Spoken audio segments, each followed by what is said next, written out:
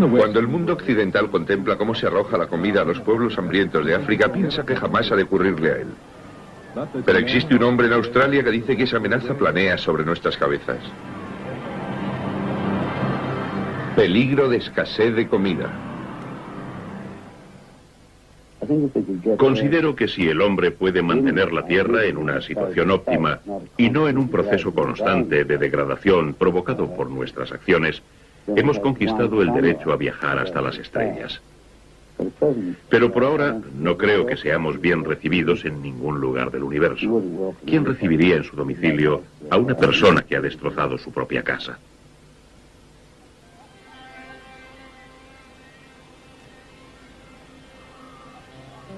Bill Mollison nació en Stanley, Tasmania. Ha pasado su vida en los desiertos australianos, trabajando, investigando, explorando.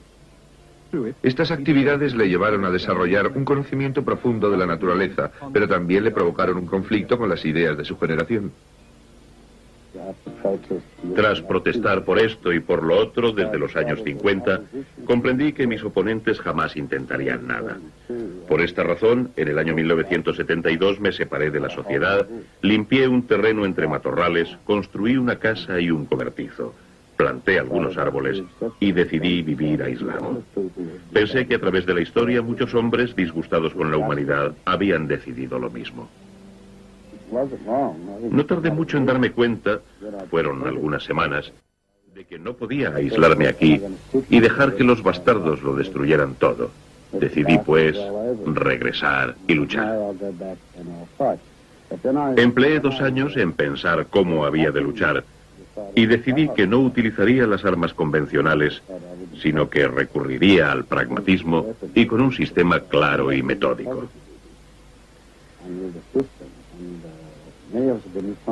Muchas personas habían definido lo que no querían y me dije que era tiempo de definir lo que queríamos, y lo que queríamos resultó ser el permacultivo. Bill Mollison es un hombre ocupado. Hace 15 años concibió un modo de salvar el mundo. Ahora dedica toda su vida a promocionarlo.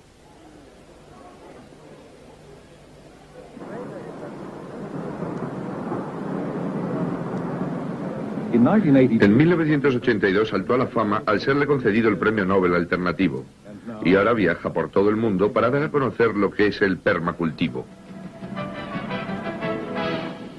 Nos encontramos en Christchurch, Nueva Zelanda, con Radio Nacional. Bill, quiero que nos definas claramente la idea básica que encierra el permacultivo. Constituye un sistema proyectado para integrar armónicamente la vivienda y el paisaje, ahorrando materiales y produciendo menos desechos, a la vez que se conservan los recursos naturales. Se trata de un proyecto realmente práctico. ¿Cuál es la extensión del movimiento por el mundo? Lo hemos enseñado en cerca de 30 países y probablemente en 200 lenguas diferentes. Bienvenidos. Quiero presentarles a Robin Francis y ella dirá exactamente lo que yo quiero decir. La sociedad en bloque se está dando cuenta de lo que sucede. La conciencia de lo que ocurre crece en todos los sectores. El permacultivo es un poco de todo. Algunos piensan que se trata de una nueva arquitectura, otros creen que es más bien un modelo de granja orgánica. Los hay que piensan que es una filosofía y un modo de vida, mientras que otros consideran que es la única esperanza. Me llamo John Prakash Perrera y vengo de la India. Botswana está desarrollando un importante centro de permacultivo. La razón que me ha conducido aquí es un proyecto de trabajo, una investigación global. Mi nombre es Badri Dahal y vengo del techo del mundo, de Nepal. Soy Bill Mollison, vengo de Tweed River, en Nueva Gales del Sur, en Australia, en donde hemos plantado más de 500.000 de árboles el año pasado.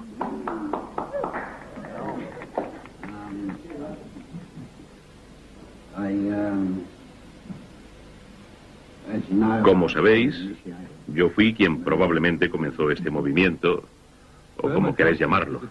El permacultivo es un sistema programado, pero los principios técnicos están basados en la vida.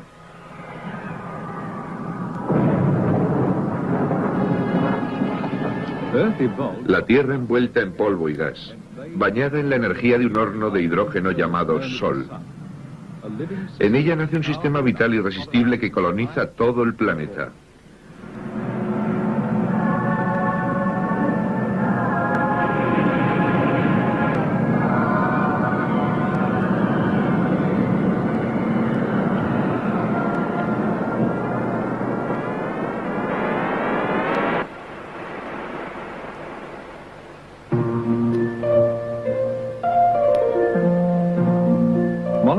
Mollison observa este proceso y encuentra en él un modelo.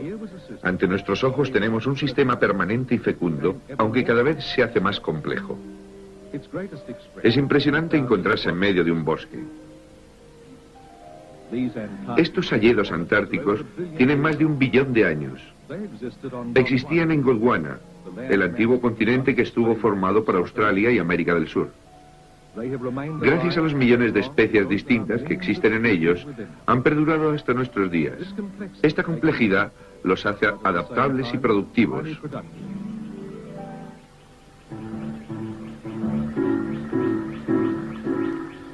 Mollison piensa que nuestro entorno debería ser parecido.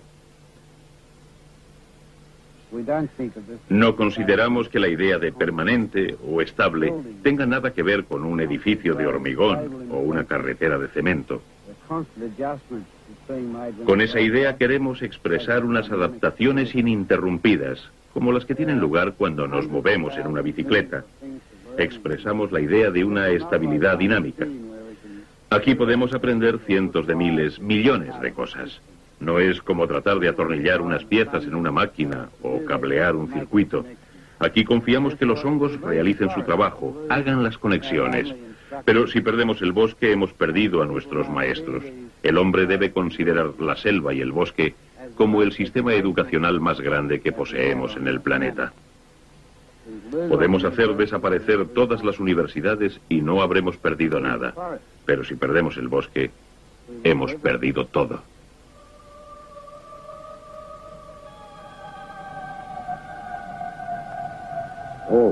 Todos los reyes y sistemas políticos que conozco han convertido las naciones enteras en un desierto.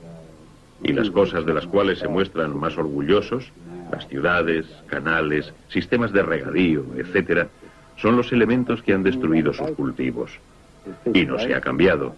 Si el hombre no recupera y construye sus propios jardines y se sienta en su propio paraíso, terminaremos todos y el mundo entero reducidos a polvo. El permacultivo ha constituido siempre algo más que una huerta. Surge de las dudas e interrogaciones a que la sociedad se enfrenta en la década de los 60 y que ya surgieron hacia 1890 y en los años 30 de nuestro siglo. ¿Por qué la sociedad, con todas sus posibilidades, conocimientos y recursos, está abocada a un callejón sin salida? Lo que encierra la palabra permacultivo se encuentra en la expresión agricultura permanente, pero lo que yo siempre tengo presente es la idea de vivir inmersos en la agricultura. Mollison piensa que en lugar de vivir entre cemento y cristal, deberíamos construir con elementos vivos. Afirma que su idea puede adaptarse a cualquier circunstancia, lo único que hay que hacer es plantar. Esta granja no tiene más que 3 metros cuadrados.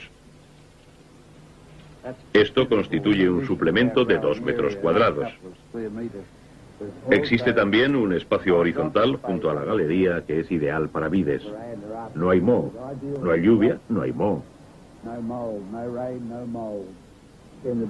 En campo abierto puedes construir estanques y lagos con una superficie del 15% del total, pero en este paisaje hemos conseguido hasta el 15% de cultivo acuático que ha de tener plantas muy productivas.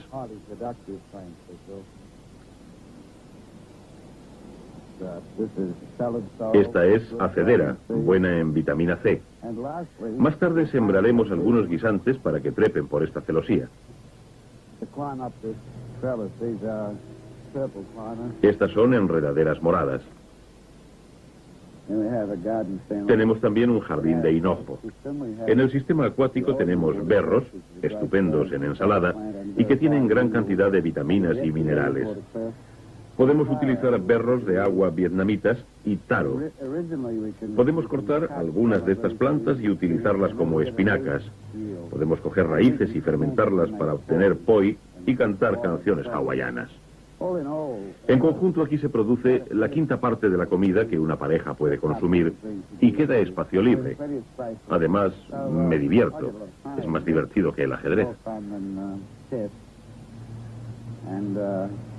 Podemos poner algunos pececitos aquí y hasta ranas. No debemos comernos las ranas porque terminaremos conociéndolas por su nombre y tú no puedes comerte a tus amigos. La mayoría de los caníbales solo comen extranjeros. Bien, aquí tenemos los primeros frutos del jardín.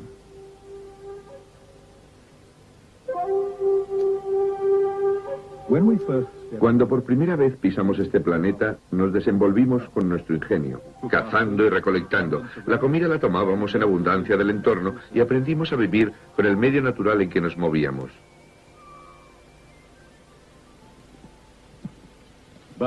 Pero desde el instante en que nos organizamos en comunidades, también comenzamos a organizar la naturaleza. Fue necesario trabajar para obtener cosechas anuales. La agricultura se convirtió en la actividad central del planeta y sus excedentes dieron lugar al crecimiento de las ciudades y a la era industrial.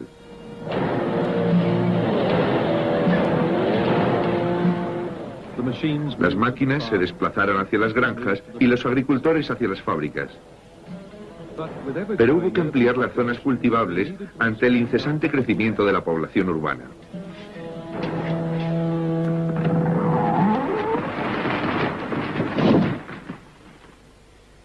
Esto es una cuña de apoyo.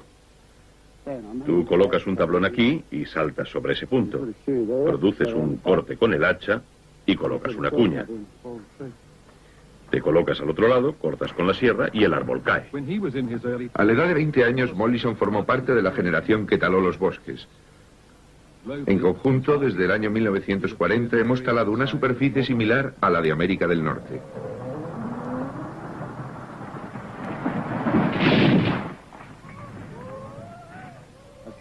Pasé 3 años cortando árboles. Creo que cada día cortábamos la madera necesaria para construir 8 casas, suelos, estructura, paneles. Un día se me ocurrió durante el almuerzo preguntar a mis compañeros si alguno tenía casa, y ninguno teníamos. De pronto se me ocurrió que estábamos destruyendo las cosas para el resto de la sociedad, y me preguntaba cómo era posible que no fueran ellos los que se construyeran sus propias casas. Desde entonces decidí no volver a cortar un árbol. Aquí ves el caos que puedes producir cuando no piensas las razones de lo que haces.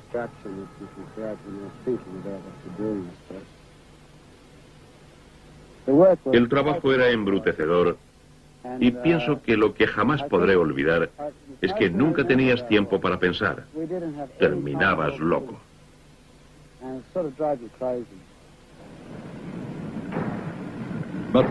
Pero las máquinas prometieron terminar con el trabajo absurdo y el monocultivo se convirtió en el método nuevo de producción. Ofrecía la visión de alimentar el mundo con kilómetros y kilómetros cuadrados de un solo cultivo. Hoy día, la mitad de la producción del mundo consiste básicamente en 4 tipos de plantas fácilmente recolectables: trigo, maíz, arroz y patatas. Pero hemos simplificado la naturaleza y algo ha comenzado a ir mal. No solo hemos producido monocultivos, sino monoplagas.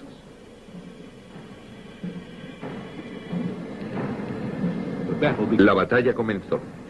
El agricultor se vio obligado a defender sus campos del ataque de la enfermedad y los parásitos.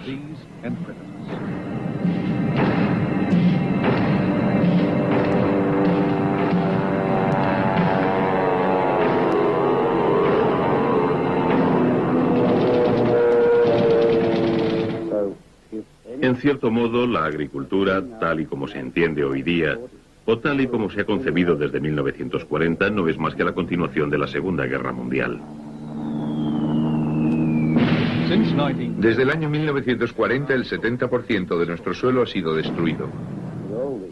Con todos los armamentos y fabricantes químicos dirigiendo sus armas contra la naturaleza, la agricultura ha envenenado el 40% de las aguas del mundo. Una especie viviente se pierde cada 6 minutos. Nada es tan destructivo. Si no detenemos la agricultura, moriremos. Dentro de 20 años, 1/3 de la tierra cultivable tendrá que alimentar al doble de la población.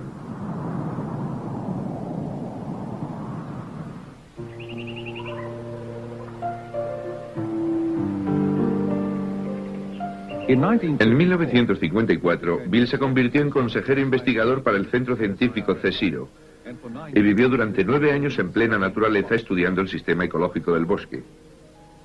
En 1966 retomó los estudios normales y más tarde fue destinado a la Universidad de Tasmania. Durante más de 15 años adquirió un conocimiento práctico muy grande sobre los bosques. Observando los sistemas forestales, me di cuenta de que su productividad era cientos de veces superior a los sistemas agrícolas creados por el hombre. De aquí que pensara en crear bosques con componentes de los animales y plantas y que fueran más útiles para nuestro uso. La productividad sería entonces superior a la del bosque natural y las cosechas serían también más importantes que las producidas en una granja comercial. Pero hasta los años 72 o 75 no se me impuso la necesidad de actuar y crear algo que definimos como permacultivo. Pero puedes llamarlo como quieras. Se trata de la aplicación de las cosas que observas a los sistemas que quieres crear.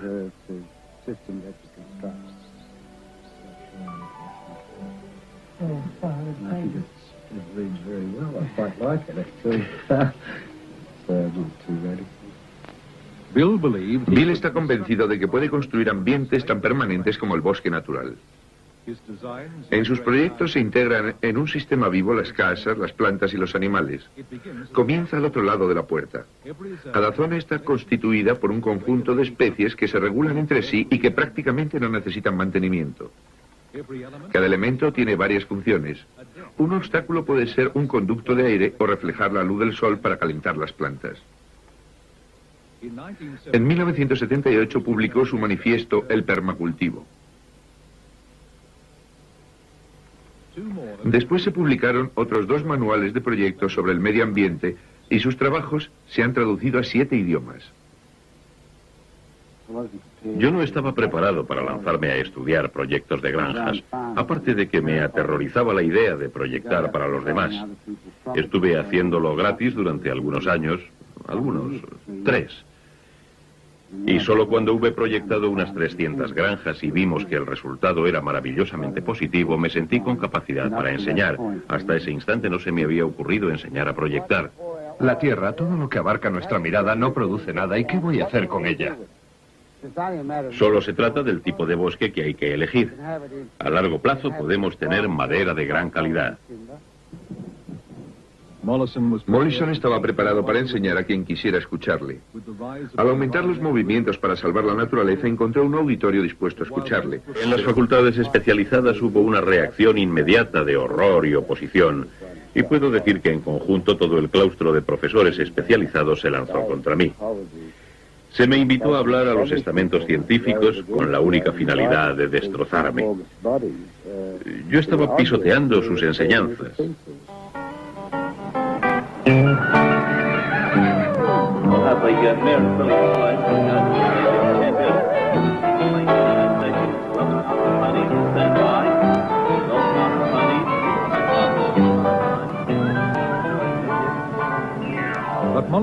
Las ideas de Mollison fueron imponiéndose y su grupo de seguidores terminó influyendo en la opinión pública. Cada año, las ciudades importantes celebran una exposición y el grupo de permacultivo local tiene su caseta al lado de los fabricantes de tractores y de los fabricantes de pesticidas. Aunque se enfrentan a intereses creados muy poderosos, están seguros de ganar la batalla con su sistema.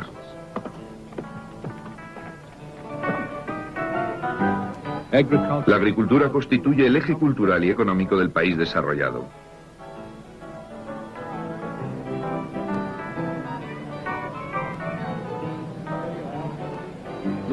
El sistema ofrece una visión rosa de riqueza rural y abundancia. Pero Mollison insiste en que el problema real es que la agricultura moderna no es un sistema dirigido a la producción de comida, sino a la obtención de dinero.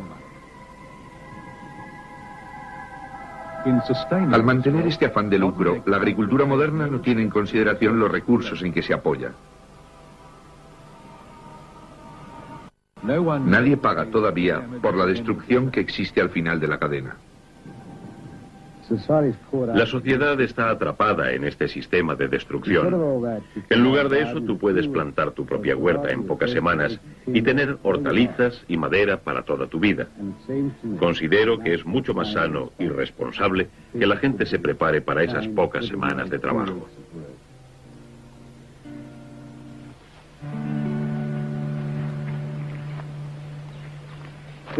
Esta es la senda de las patatas del hombre que piensa. Desprecia el suplemento del periódico del sábado y convierte la desinformación en comida. Es la mejor utilización de la publicidad. Esas informaciones malas, se convierten un día de este modo en buenas noticias.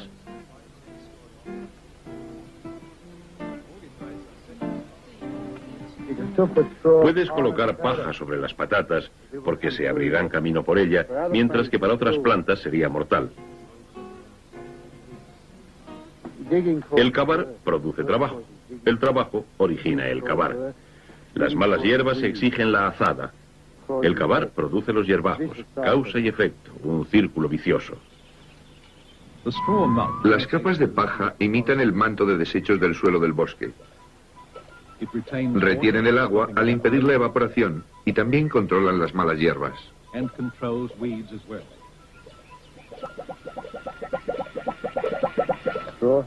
Y a partir de aquí tenemos que el proyectista se convierte en un ocioso. Tú puedes descansar en tu huerta.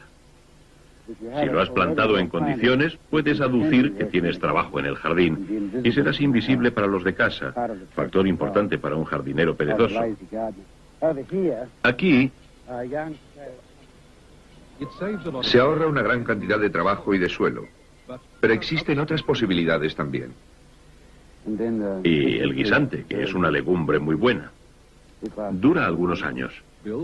Bill piensa que plantar es más fácil que deservar, y si tiene suficientes plantas aquí, no hay sitio para las malas hierbas.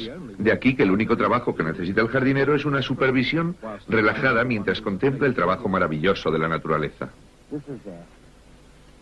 Aquí tenemos una acacia fimbriata, forraje muy bueno para las gallinas. Esta otra tiene un montón de cosas buenas. Se trata de una crotaleria, es quebradiza y fácil de cuidar. Pertenece a un grupo de legumbres que retienen nemátodos en sus raíces. Tiene 3 pequeñas células como esta. Los nemátodos pasan a través de ellas, pero los estrangula y se los come. Todas las plantas son carnívoras. Terminarán comiéndote. Antes de que sea comido por las plantas, Bill espera poder realizar un montón de cosas mientras come. El cilantro, como es un espontáneo, no lo plantamos. El apio, algunos repollos. Estos pequeños son buenos para una familia pequeña. Forman una protección para el suelo. El perejil aquí. Y luego mucha albahaca, muchísima. Y no hay que preocuparse por la irregularidad de este jardín. Inevitablemente se convertirá en un caos. Esta falta de orden es en realidad el orden natural más adecuado. La pulcritud constituye el desorden. En realidad la propiedad de Mollison ha sido planificada con mucho cuidado. Se fue a ella hace menos de un año y ya la naturaleza está desarrollándose. Una gran parte de este éxito se debe al sistema de canalización subterránea. Utiliza una especie de recuperador. El agua de lluvia se recoge, pasa al suelo y lentamente se envía por la pendiente. En lugar de dejarla correr por el terreno, y tendremos un erial 3 días más tarde, toda este agua está pasando lentamente por el subsuelo bajo el sistema de árboles que coloqué allí para levantarla. Si hacemos esto repetidamente cuesta arriba, nunca tendremos un erial. Es imposible. Australia no es un continente seco. Lo que sucede es que el 80% de su agua se pierde o evapora.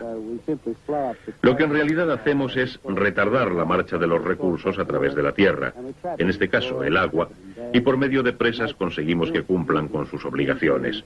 En términos de ingeniería, el agua tiene unas obligaciones que cumplir, y la obligación principal que tiene para nosotros y para todos es la de hacer crecer las plantas. Bill, ¿qué aspecto tendrá su jardín dentro de 5 años? Bueno, será difícil pasar por él y existirá un gran peligro de morir lapidado por los frutos. Pienso, y es lo que quiero decir, que habrá muchos kilos de fruta. No estoy muy seguro. Debo unir mis fuerzas con un puerco y buscar a un amigo para que me ayude a recoger el producto del sistema que ya conocen. dejar que el cerdo se alimente y marcharme a una fiesta. Miel sobre hojuelas, para celebrar la superproducción.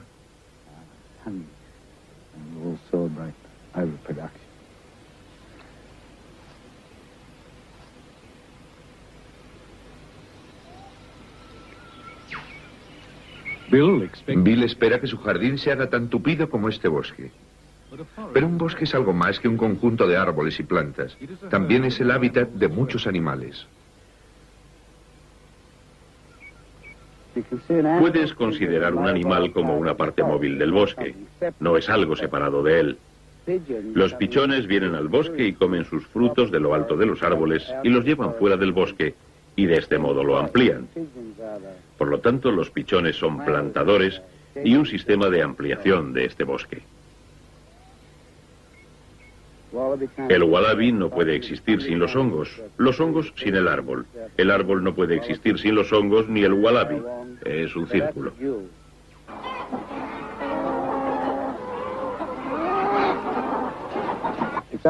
Solo las personas que tienen una educación o una idea muy limitada pueden separar las plantas de los animales.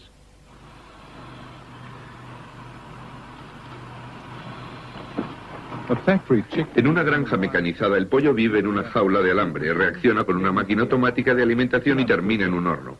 Es una vida frustrante. Para Bill, el trauma no es solo para los pollos. Nosotros nos perdemos cuando vivimos separados de los animales. Ve nuestra salvación haciendo que las gallinas regresen a casa, donde pueden ayudarnos en nuestras tareas.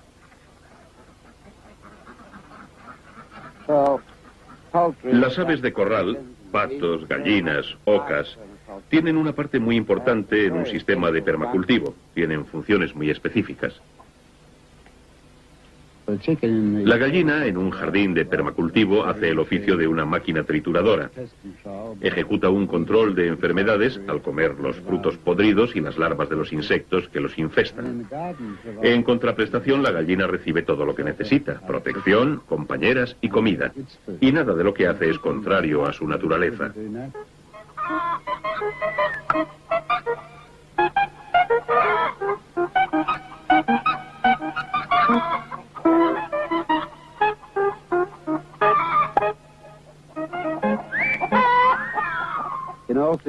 En todos los sistemas en los que el animal forma parte, al menos la mitad de lo plantado puede ser expresamente plantado para los animales. Y existe una diferencia energética muy grande entre hacer esto o comprar la comida expresamente para ellos. En una granja de pollos mecanizada, para obtener un huevo se consume la energía de 9, lo que significa la pérdida del valor energético de 8 huevos. Por lo tanto, si queremos obtener pollos, debemos considerar sus necesidades y asegurarnos de que algo en el sistema va a emplear la producción de los pollos. Al satisfacer sus necesidades, evitamos trabajo, y al utilizar todo lo que producen, evitamos la polución. La polución es un producto inútil del sistema. Millones de toneladas de comida llegan cada día, y los habitantes de la ciudad no tienen ni idea del lugar de procedencia. Todo lo que hacemos es pagar por ello. En términos de costos de energía, la comida debería ser cerca del 95% más barata. Dije 95%, si lo cultiváramos en la ciudad de Nueva York, porque solo en su distribución perderemos el 13%. Pero ese 95% que señalamos incluye el transporte a Nueva York, o empaquetado, y la retirada de los productos deteriorados.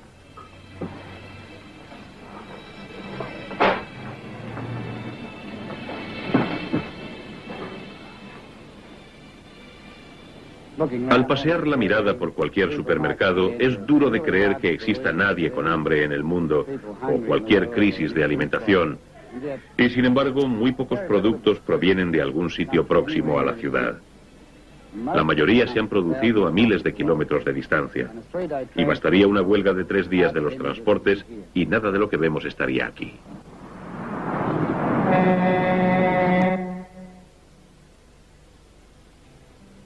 La solución de Bill es producir la comida donde se vive. ¿Es una utopía? En un patio trasero de una barriada, uno de los primeros proyectos de Mollison está madurando. La tierra abarca una superficie de 1/4 de acre y la casa constituye un ejemplo estupendo de sus ideas. Aquí encontramos cada cosa en su sitio. Esto es un arado antiguo. Es como colgar alguno de los quemadores de los hornos de Dachau, una reliquia que corresponde a una agricultura que está desapareciendo. A pesar de que este jardín está lleno de comida, no se necesita un arado. Existen unas 500 clases diferentes, por lo que aún en invierno hay bastante comida para toda la familia y los vecinos. Fortunella, uno de mis frutos favoritos, sobre todo tras 1 o 2 meses de tenerlo en brandy y azúcar. Esto es perejil japonés. Lo llamamos los verdes desechados. Es importante para la salud de las gallinas. Un baño lleno de castañas de agua chinas, deliciosas. Puedes comprarlas en botes, pero aquí las tienes naturales y son siempre crujientes. No hay nada como sentarse cerca de un estanque indio y contemplar un grupo de atractivas mujeres recogiendo castañas de agua y colocándolas en vasijas de metal. Es muy sensual.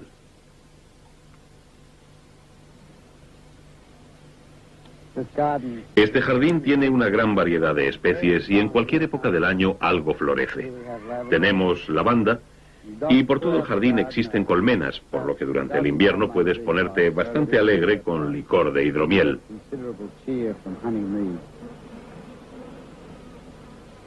Sin embargo, en lugar de beber con alegría en nuestros jardines, mucha gente prefiere cortar la hierba de su césped. Mollison piensa que este cáncer verde es una amenaza seria.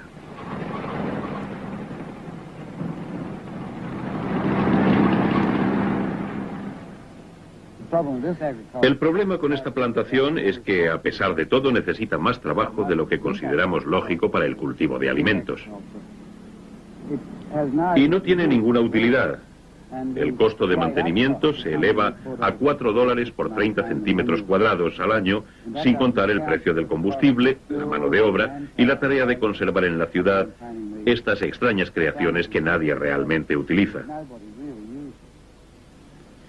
Bueno, si fuera un buen guerrillero urbano, comenzaría una revolución plantando un avellano en el césped.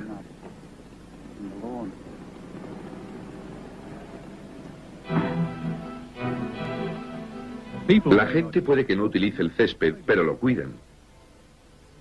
Los grandes jardines de la historia han sido proyectados con claridad y constituyen conjuntos escultóricos delicados. Son composiciones que expresan nuestro sentido del orden y la estética. Creemos en la simetría y hemos construido paisajes suntuosos para dominar nuestro rechazo del caos de la naturaleza. Queremos vivir en un mundo en el que la naturaleza esté aseada, sea higiénica y segura. Pero la naturaleza no se preocupa de la estética, solo le interesa la abundancia. Los feos manglares, por ejemplo, es el medio ambiente más productivo que existe sobre el planeta.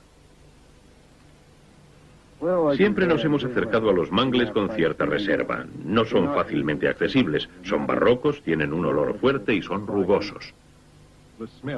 El olor es un signo de fertilidad. La materia orgánica que se descompone suministra alimento a cientos de peces y crustáceos que crían en sus aguas. Durante años hemos rellenado estos pantanos cortando mangles, hemos secado estas corrientes y la zona la hemos convertido en suburbios residenciales de clase media. La marea alta está señalada en el muro de contención por una línea negra y esto te deja a 30 o 60 centímetros por encima del nivel del mar. Según nuestras estimaciones de la elevación del nivel del mar, en 40 años todo este capital, todo este esfuerzo, toda esta gente no estará aquí, puesto que todo esto será mar. Podía ser más productivo, pero desde luego va a consumir con certeza una gran cantidad de esfuerzo humano y recursos. Todo el mundo tiene un barco atunero y en 2 o 3 años ya no quedarán más atunes. Y convertir un sistema natural altamente productivo en un sistema artificial de alto consumo es una aberración o una locura.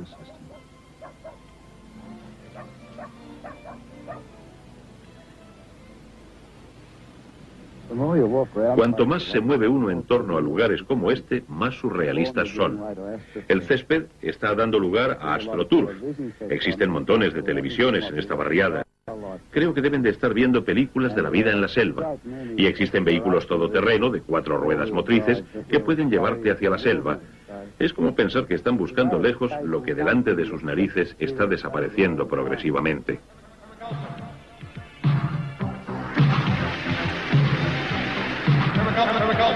Let's wake up and let's get real.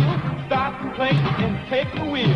5 billion people with each one seed. Could we plant all the forest in just 1 week? Plant a garden and recycle your waste. Really do it in your own little space. Icon. 4 billion years on this here globe is a lot of evolution, so I've been told. Highly evolved though we may be, we need to get a sense of ecology. Matanoba, Fukuoka, Bill Morrison too, Wes Jackson and people like me and you. We make a difference in the world, we make a sound profound when we pass the word around. Permaculture.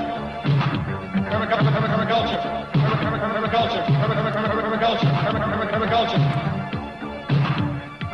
Super client is Gaia, she's the queen, cause we're all a part of her living machine.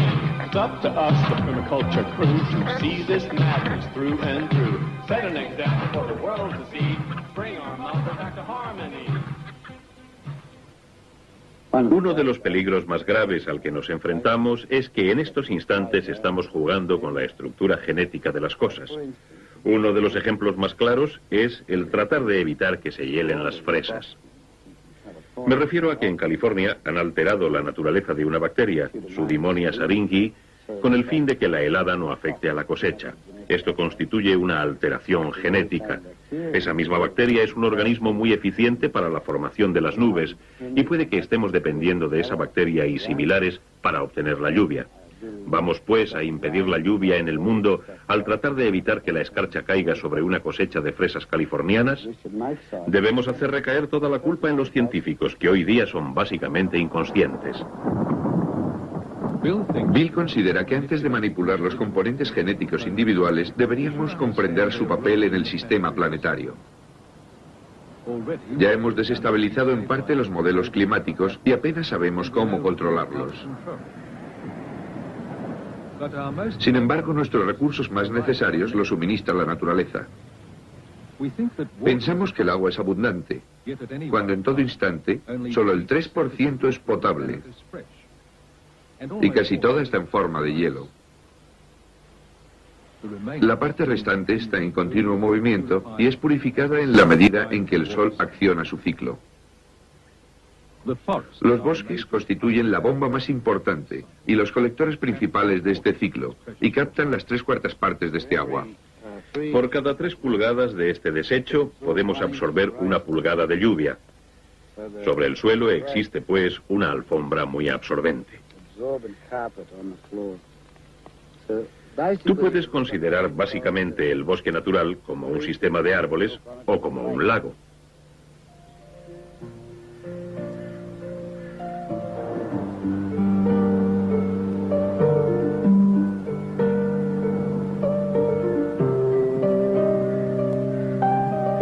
El bosque cede el agua al aire y lo vuelve a humedecer.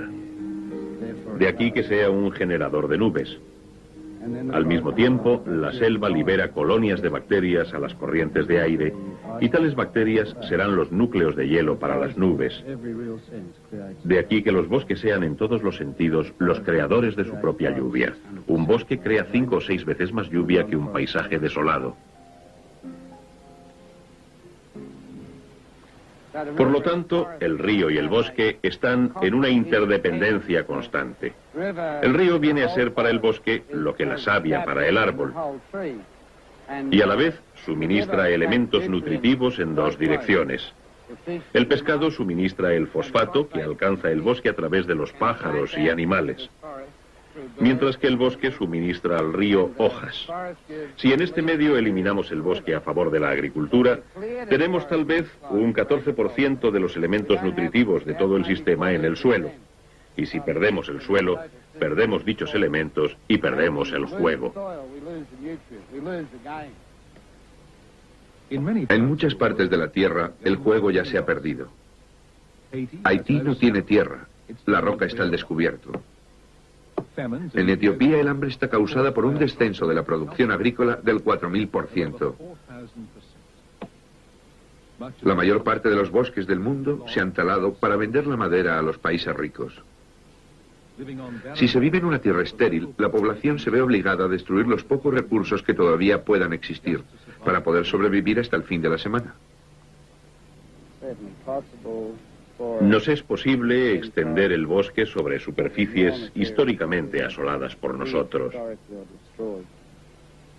reimplantar las especies en sus lugares de origen, tener conciencia de nuestro sitio en la Tierra, un pequeño lugar dentro del sistema total, constituye quizá el único trabajo que como legado podemos dejar sobre la Tierra para expresar nuestra humanidad. Este proceso ya comenzó en una granja de Southern Queensland. El lugar, en otro tiempo destrozado y erosionado, ha sido de nuevo viable comercialmente gracias a un sistema de permacultivo a gran escala. No solo se produce todo tipo de frutos, sino que se han obtenido maderas exóticas perdidas hacía tiempo. La tierra ha sido dotada de estanques y canales, habiéndose instalado entre ellos cultivos acuáticos. Las especies nativas coexisten con cultivos comerciales. La vida de los estanques es solo una parte de las miles de especies que se introducirán en la propiedad. Ha vuelto a instalarse el bosque natural y la vida animal que atrae constituye una aportación a la fertilidad.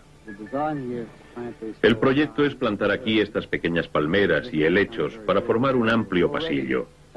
Algunos pájaros del bosque natural, como el megápodo, el pavo silvestre, ya están acudiendo.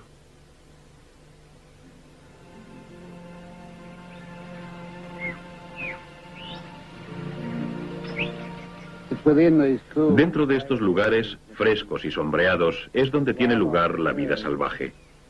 Puedes notar las ratas de agua a lo largo del río.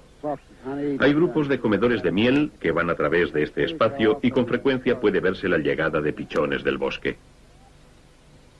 Los pequeños canguros están próximos y pronto se atreverán a introducirse por todo el sistema de la granja. Y para nosotros es maravilloso encontrarnos sentados aquí, un sitio fresco y con sombra, cuando hace tanto calor fuera.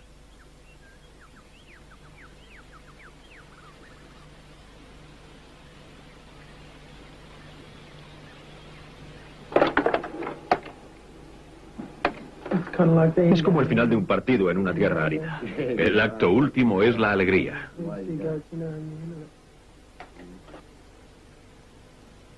Mollison se ve obligado a acudir constantemente a la línea de fuego de los problemas del medio ambiente, el tercer mundo, en donde trabaja con las organizaciones de permacultivo locales. Muchas culturas que todavía se encuentran en la India y en África pasaron directas de sociedades recolectoras y cazadoras a una agricultura moderna, y la agricultura puede que sea la fase final de desertización de esos continentes. La causa del hambre y la miseria en aquellas sociedades se encuentra en que no han tenido una educación para este tipo de empresa, no han aprendido a desplazarse desde su papel de cazadores-recolectores a horticultores. Cuando concluí mis estudios me dediqué a trabajar en el terreno de la agricultura sin ser consciente de lo que hacía. Entonces oí hablar de Bill Mollison y sus trabajos y publicaciones, y caí en la cuenta de que no era honrado conmigo mismo, ni con el país, ni con mi gente.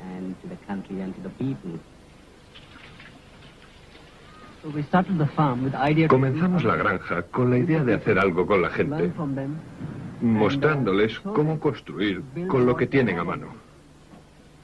Convencerles de que poseen los recursos es un problema de enseñanza. Lo que necesitamos es reunirlos, colocar las cosas en su lugar. Necesitamos una financiación exterior para arrancar y un poco más de información. Luego, nosotros mismos podremos hacerlo. Nuestra gente podría hacerlo. Mollison ha inspirado proyectos en África, Asia y América Latina. Mientras que muchos consideran que esto es un programa de ayuda caritativa, Bill piensa que son modelos que el viejo mundo necesitará cuando nos llegue a nosotros la hora. Lo importante en la India y en Nepal es que tienen experiencia, historia y tradición. Y es necesario adoptar la experiencia y conocimiento de estos pueblos para el viejo mundo, en donde pueden enseñar a la gente a defenderse por sí mismos, a alimentarse y a ahorrar energía. Muchos proyectistas del permacultivo han aprendido estas habilidades. Max Lindegger es el arquitecto de Crystal Water, una comunidad completa proyectada según las directrices del permacultivo. Con un capital de 8 millones de dólares, espera conseguir un modelo para el futuro de comunidades. Bien, hemos tratado de convertirnos en descubridores y este es el primer logro. Un logro a gran escala en el que estamos comprometidos. Pensamos que podemos realizarlo mucho mejor que los profesionales o que lo realizaremos mejor que ellos. Ya hemos suministrado los sistemas de agua. Todas las casas terminarán suministrándose su propia energía. Solo tendremos fuentes de energía principales con fines semi-industriales, mientras que toda la tierra cultivable se dedicará a bosque y cultivos sin ignorar los recursos naturales.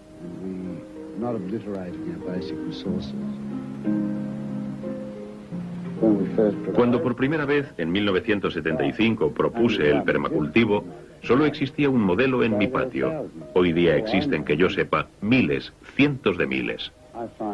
Encuentro emocionante viajar desde una pequeña aldea de pescadores en Tasmania, en donde viví durante un tiempo cuando estaba desarrollando el permacultivo, y llegar a un sitio como el Nepal y encontrarme en él que alguien ha introducido en dicho país esta técnica. Y el sentimiento que más me domina es el de agradecimiento, porque es algo que yo no he realizado en persona.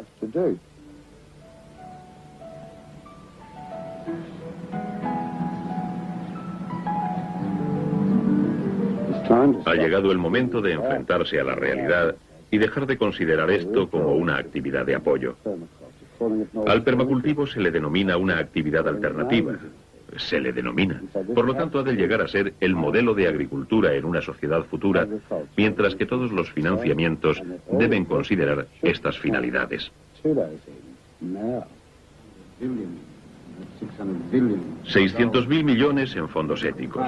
Es hora de que se conciencie a la gente para que se invierta éticamente en proyectos. Porque aunque tú seas un inversor y estés obteniendo montones de dinero en la bolsa con los insecticidas, tú, lo mismo que tu familia, sois de carne. Y como un africano me dijo en cierta ocasión, si Dios no hubiera querido que nos comiéramos a la gente, no los hubiera fabricado de carne. Bill considera el canibalismo con una chispa en sus ojos. No cabe duda que las direcciones que se siguen son malas. Es posible que la tecnología básica nos sitúe en el contexto exigido por nuestra propia naturaleza, pero se necesita una solución antes de que nuestra ventana hacia el mundo se cierre para siempre. Mollison está ofreciendo un paraíso. Bueno, estamos en el jardín del Edén. Este es un jardín plantado por Gahan Gilfeder hará unos 6 o 7 años. Lo concluyó hace 3 años y desde entonces no ha necesitado prácticamente ninguna conservación. Estoy rodeado por una gran variedad de alimentos y comida autoprocesable. Es otro tipo de jungla. Antes no era más que un bosque aniquilado, superagotado por el cultivo de lantana.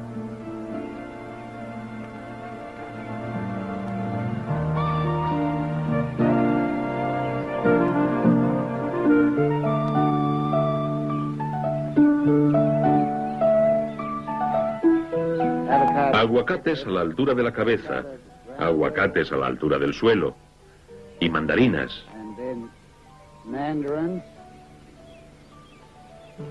Existe un peligro en estos lugares tan amplios, el de perderse. Pero si te pierdes hay muchas cosas para comer y es lo importante. Este es uno de los pocos lugares bajo los trópicos que fueron desde el principio bien proyectados y plantados. Teniendo en cuenta todo, cuando Gahan hizo esto, creo que sabía cuál iba a ser el resultado.